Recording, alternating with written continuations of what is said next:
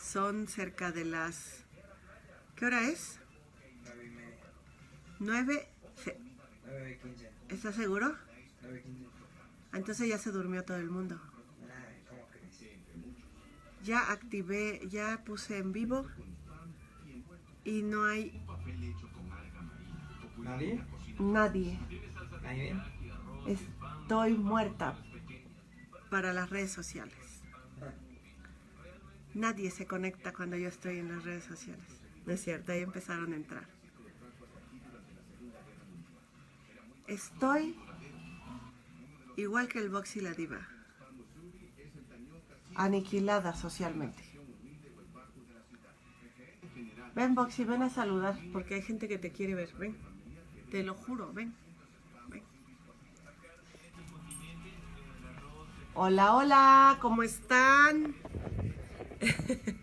Ahora sí fue sin avisar prácticamente. Ven, ven, Boxy. Solamente les quiero contar que aquí se encuentra conmigo mi asesor jurídico, Don Boxy. Don Boxy, quien está a favor. Él tiene un problema de identidad de género.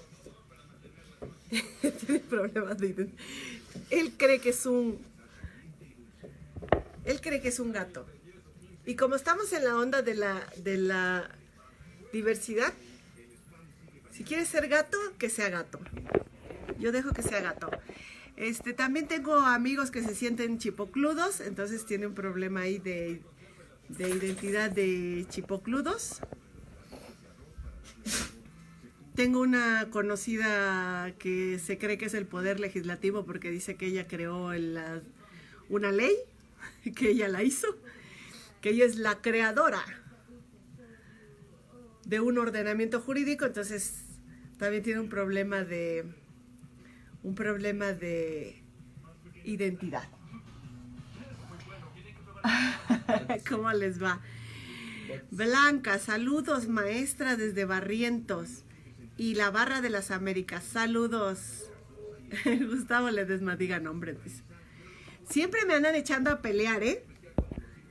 ¿Quiénes son los desvelados que quieren saludarme un poquito? Ya me dijo mi hijo, entras, pero deja de saludar gente. Buenas noches. Aquí dice Perla, en Sonora. Perla Rodríguez, ¿cómo estás? En Sonora 7:15. Bien. O sea, para ti es temprano. Para ti es temprano. Saludos desde Valladolid, Yucatán. José Florentino, buenas noches, maestra. Saludos desde Chimalhuacán. Elizabeth. Pachuca, José Andrés, saludos. Anel, yo desde Veracruz, siempre pendiente de sus transmisiones. Muchas gracias. Ay, saludos, maestra. Saludos, viéndola y aprendiendo de sus conocimientos. Muchas gracias. Daniel Corona. Saludos desde Chiapas. Ivonne Bot. José Danielito. Ah, mira, tiene la autoestima alta. Se trata con cariño y toda la cosa. Lilia Ayala.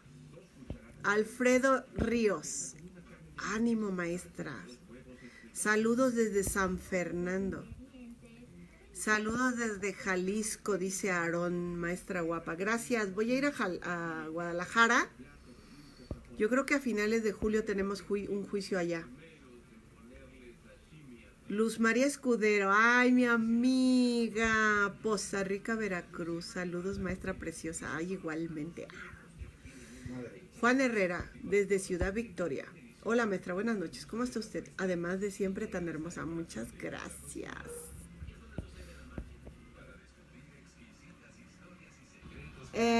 Emigdio, saludos, maestra, tuve el gusto de tomar clases con usted en INACIPE, muchas gracias, qué bueno que está usted por acá. Ya le dije a todos mis alumnos que me sigan, que se vengan para las redes sociales porque la clase no se termina el día que se termina. Buenas noches, presento una vez más. Oigan, el otro día Nos hicimos una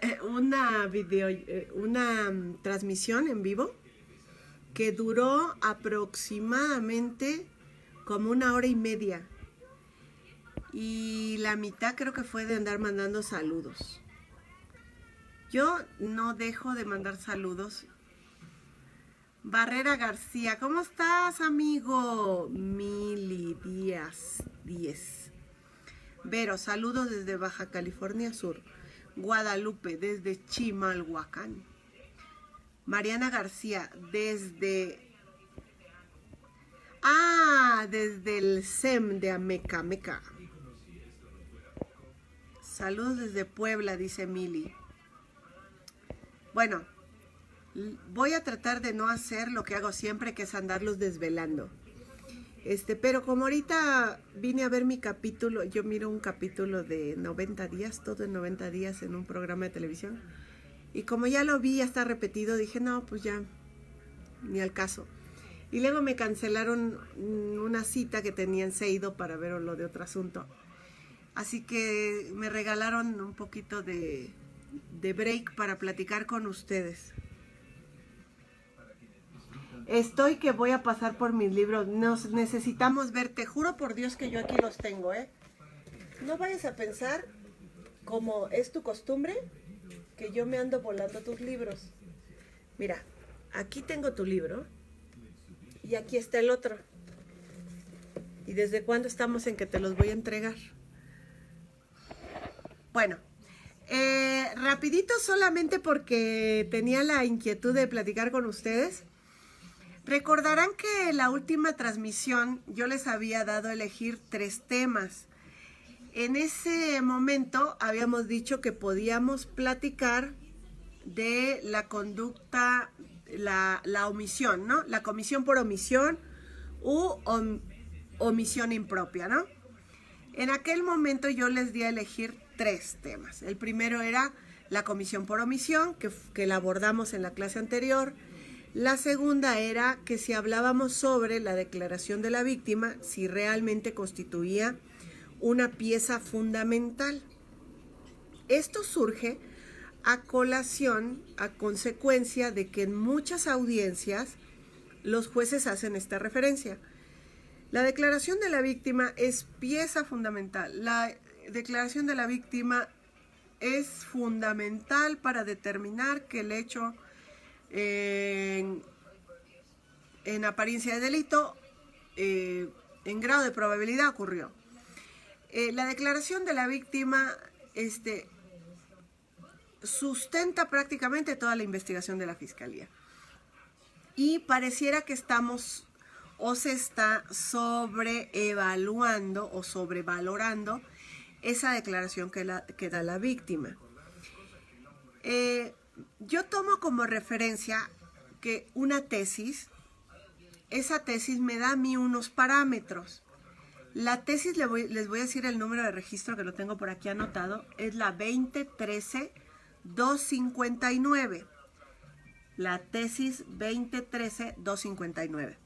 Esta tesis hace referencia a delitos sexuales, en la que se señala que la declaración de la víctima constituye una pieza fundamental para la investigación del hecho, porque contiene múltiples afirmaciones que en cierto tipo de delitos, como son los sexuales,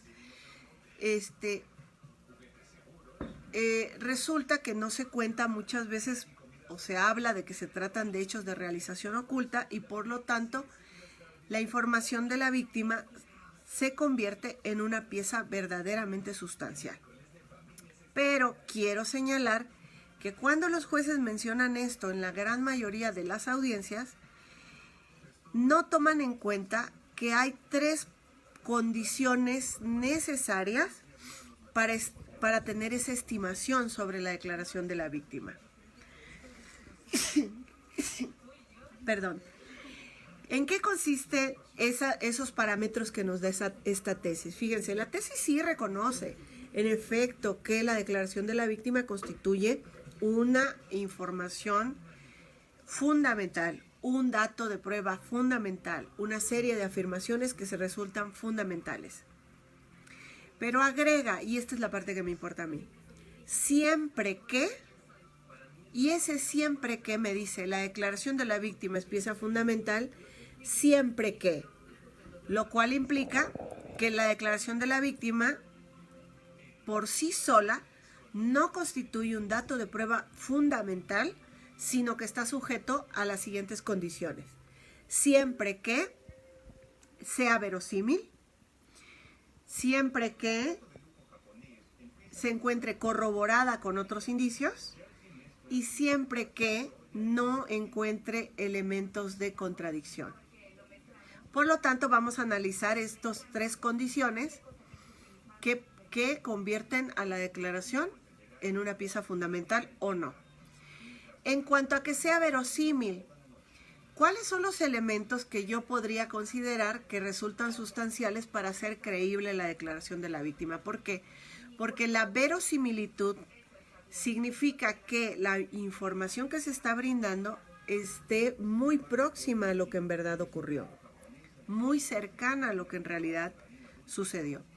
Eso es la verosimilitud, un alto grado de aproximación a la verdad, porque recordemos que en estos sistemas, si entendemos el concepto de verdad, pues no vamos a encontrar esa famosa verdad histórica, la verdad única de los hechos, porque es imposible que el derecho se ocupe de hallar esos aspectos, ¿no? Por lo tanto, lo que hace el derecho es allegarse de datos en los que se haga una referencia sobre los hechos de la manera más próxima a como se supone han ocurrido. Y a eso se le conoce con el concepto de verosimilitud. ¿Qué hace verosímil la declaración de la víctima? Y voy a citar algunos ejemplos, solo 2 o 3. Hace verosímil la declaración de la víctima, por ejemplo, la descripción que ella da de la mecánica de los hechos. ¿Ok? Sería creíble que los hechos ocurrieron como los narra la víctima si esa mecánica que ella describe tiene sustento con elementos objetivos. No basta con que ella diga me sujetó por el cuello y me aventó por los aires, si no cuento con un dato objetivo que coincida con esa mecánica que ella describe. Por lo tanto, cuando se hacen peritajes en mecánica de hechos, lo que se busca es desestimar esa declaración de la víctima o que el dictamen termine corroborando esa declaración de la víctima. Por otro lado, también es un elemento de verosimilitud las actitudes previas o posteriores que hayan desarrollado tanto la víctima como el victimario o el ofensor de la norma, ¿no? En ese sentido, entonces resulta que a esos elementos en dogmática penal se le conoce como el ex ante y el ex post, que son elementos que convierten en verosímil esa información. De tal suerte que, por ejemplo, cuando los jueces se concentran en referir que un hecho es creíble porque así ocurrió y uno le manifiesta que esos hechos se contradicen con lo que la víctima hace antes y después, y el juez no le da valor a ese hacer antes y posterior de la víctima o del victimario, me parece que los jueces están desatendiendo esa función específica que se logra, que se debe de informar para alcanzar la verosimilitud. Dicho de otro modo, si el juez se concentra solamente en que la víctima dice, por ejemplo, se me impuso la cópula sin consentimiento, y solamente se concentra en el momento de la cópula, se está perdiendo de una enorme oportunidad del juzgador de advertir qué tan creíble es que haya ocurrido si no toma en consideración lo que la víctima hizo antes o después, visto desde la perspectiva a lo mejor de una declaración del imputado o de declaración de testigos o de videos que manifiesten ese hacer antes o ese hacer después. Tenemos un caso histórico aquí en nuestro país que fue un famoso caso de un cantante al que se le atribuía haberle impuesto la cópula a una menor, y en algún momento se llegó a manejar que esto se había realizado de una forma violenta, ¿no? cuando se pudo establecer que posterior a la cópula, la persona que lo acusaba de violación lo había incluso acompañado al aeropuerto, le había mandado varios mensajes, mandándole saludos, diciéndole que ojalá volviera pronto, etc. Entonces, esa actitud antes y después del hecho también deben de ser referencias para que el juzgador pudiera estimar la verosimilitud del mismo hecho, ¿no? En el caso del imputado, si el imputado después de la comisión del hecho realiza una conducta que es socialmente aprobada, como por ejemplo permanecer en determinado lugar, no veo dónde resultaría creíble tal vez el dicho de la víctima. Si un imputado comete un hecho y permanece en el lugar sentado, tranquilo como si nada, si ve llegar a la policía y se queda quieto como si nada, con cara de extrañado de por qué están pasando las cosas, las máximas de la experiencia le deberían referir al juzgador que un sujeto que ha cometido determinado hecho, al ver la presencia de la policía, adoptaría una determinada actitud que nos haga presumir que participó en un hecho ilícito. Parte de esa actitud podría ser incluso algo que los jueces utilizan mucho, que es el tema del lenguaje no verbal, o, de manera específica, acciones concretas que el imputado realice para abandonar el lugar del hecho, ¿no? Otro elemento que yo estimo que deben de tomar en cuenta los juzgadores al momento de analizar la verosimilitud de la declaración de la víctima, la constituye, por ejemplo, 1, 2 o 3 declaraciones que ha dado la víctima a lo largo del proceso.